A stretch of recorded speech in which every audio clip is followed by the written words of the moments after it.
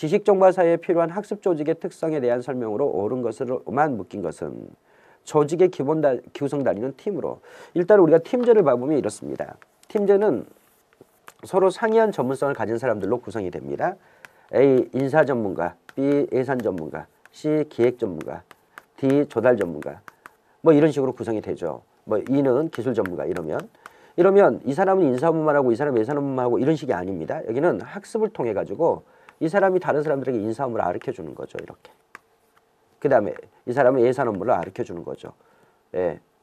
이렇게 하다 보면 그리고 이 사람은 기술 업무를 가르쳐 주고 조달 업무를 가르쳐 주고 기술 업무를 가르쳐 주고 이렇게 하게 되면 기본적으로 모든 구성원들이 모든 기능을 다 수행할 수 있도록 되어 있는 거죠. 인사, 예산, 기획, 조달, 기술 이걸 다 할 수 있도록 이 사람도 모든 걸 다 하고 이렇게 다 할 수 있도록 만들어져 있는 게 바로 팀제입니다.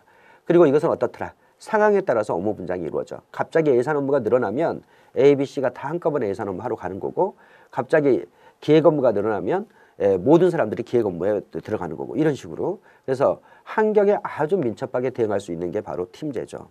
그러면 문제를 풀어보면 조직의 기본 구성 단위는 팀입니다. 그렇습니다. 팀제는 기본적으로 각각의 상이한 전문성을 가진 사람들이 하나의 조직 단위를 구성해서 서로 학습을 통해서 모든 기능을 다 할 수 있도록 하는 것이기 때문에 학습 조직의 기본 모습이 바로 팀제죠. 수직적 조직 구조를 강조한다. 그 부분이 틀렸죠. 팀제는 수평적 조직 구조죠. 기억번 틀렸고. 두 번째, 불확실한 환경에 요구되는 조직의 기억과 학습의 가능성에 주목한다. 그렇습니다. 아주 유동적이고 불확실한 환경에서는 기본적으로 조직 구성원들이 어떻게 해야 되냐면 다 기능을 수행할 수 있어야 돼. 모든 기능들을 다 수행할 수 있어야 됩니다. 당연히 이것은 맞는 말이죠. 리더에게는 구성원들이 공유할 수 있는 미래의 비전 창조의 역할이 요구된다. 그렇습니다. 리더에게 학습형 리더십이 대단히 강조됩니다. 이 사람이 미래의 비전을 제시해주고 구성원들이 서로 학습을 스스로 잘 할 수 있도록 바로 서로 이렇게 학습이 이루어질 수 있도록 학습을 촉진해주고 이렇게 해야 되죠. 체계화된 학습이 강조됨에 따라 구성원들의 권한은 약화된다. 틀렸죠.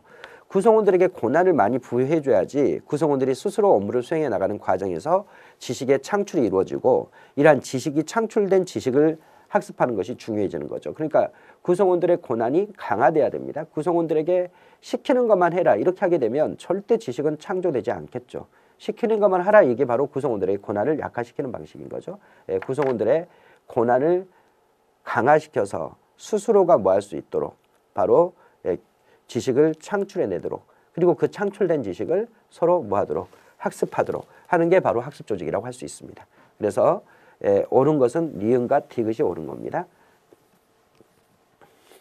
9번 문제로 들어와서 봐봅니다. 정책 대안의 비교 평가 기준 중 내부 수익률에 대한 설명으로 옳지 않은 것은 내부 수익률은 비용 편익 분석의 기법 중에 하나입니다. 비용 편익 분석에는 순현재 가치법도 있고 비용 편익 비도 있고 내부 수익률도 있고 그 다음에 자본의 해수기간도 있고 이렇습니다. 내부 수익률은 출자를 했을 때 얼마만큼 이익을 볼 것이냐 수익률을 이야기합니다. 그래서 여러분들이 내부 수익률에서는 이 수익률이라는 단어가 제일 중요해요. 그러니까 자꾸 이걸 읽으면서 스트레스 받아야 할 필요 없습니다. 내부를 읽으면서 이 수익률이다 이렇게 여러분들이 알아두시면 되죠. 그러면 어쩔 때 투자 가치가 있다고 보냐 당연히 이자율보다 높을 때 수익률이 당연하겠죠. 은행에다가 돈을 맡겨놓으면 이자를 받는데 이건 안전하잖아요. 은행에다 맡겨놓으면. 그 투자를 하게 되면 수익률이 발생하는데 이자율보다는 수익률이 높아야지만이 당연히 투자 가치가 있는 겁니다. 그 다음 두 번째로 봐보면 여러 대안이 지금 현재 여러 대안 지금 이렇게 하고 있는 건지 아시죠? 목표를 달성하기 위해서 여러 대안들이 있는데 이 대안들 중에서 어떤 걸 선택할 것이냐와 관련해서 비용 편익 분석이 나타나요. 이 대안을 하게 되면 비용 대비 편익은 얼마나 될 것이고 이런 건데 이 대안을 하게 되면 비용 대비 편익은 얼마나 될 것이고 이 비용 편익 분석 지금 비용 편익 비로 이야기했지만 내부 수익률로 보면 이 대안을 하게 되면 수익률이 어떻게 될 것이고 이 대안을 하게 되면 수익률이 어떻게 될 것이고 이거죠. 그래서 일단은 이자율보다는 수익률이 높아야 돼. 이 대안은 이자율보다 수익률이 낮아. 그럼 이건 제거합니다. 제거하고 두 대안이 있는데 두 대안 중에서도 어떤 대안을 할 것이냐. 당연히 수익률이 높은 대안일수록 우수한 대안이 되는 거죠. 그럼 이 내부 수익률은 어떤 개념이냐. 내부 수익률은 NPV를 0으로 만드는 또 BC 레티오를 1로 만드는 수익률입니다. 바로 순현재 가치를 0으로 만들고 BC 레티오를 1로 만든다. 이것은 바로 뭘 의미하냐면 비용과 편익을 같게 만들어주는 비율입니다. 예를 들어보면 이렇습니다. 지금 비용이 2016년, 17년 이렇게 해서 비용을 다 더해봤더니 이게 총 얼마냐면 50억이다. 그 다음에 편익을 다 더해봤더니 2016년에 편익, 17년에 편익, 이게 예상치입니다. 앞으로 비용이 얼마만큼 발생할 것이고 편익이 얼마만큼 발생할 것인가를 지금 예상치를 봐봤더니 이게 만일 60억이다. 이러면 이걸 같게 만들어주는 것을 내부 수익률이라 그럽니다. 같게 만들어주려면 여기다가 1.2를 곱해야 되죠. 1.2.